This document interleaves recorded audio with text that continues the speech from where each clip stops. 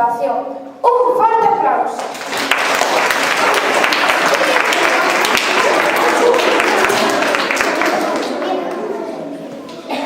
Hoxe iniciamos o recitado dos poemas, só un por cada curso. Despois das vacacións, continuaremos co resto das poesías presentadas.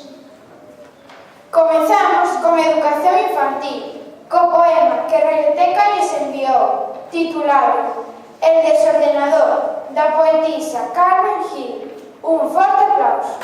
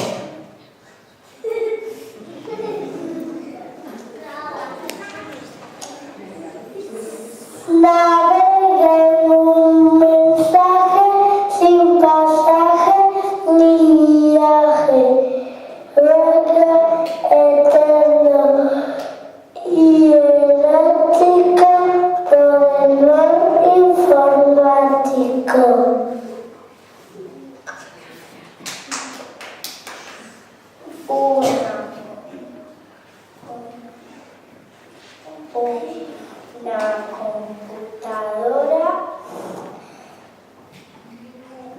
cubana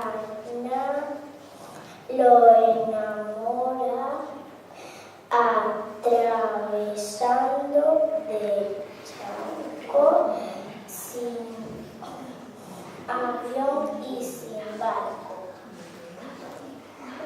Lo conquista despacio por el ciberespacio. Al cabo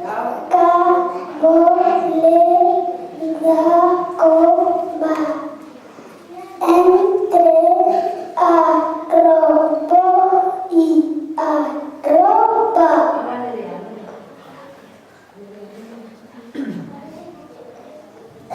Como habla cadabra de palabra en palabra, lo vuelve del revés la cabeza en los pies.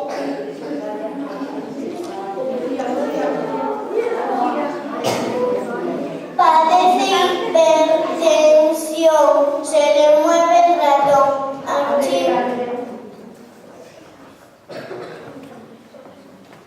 Como habla cadabra de palabra, se le abre una carpeta, se vuelve una maleta.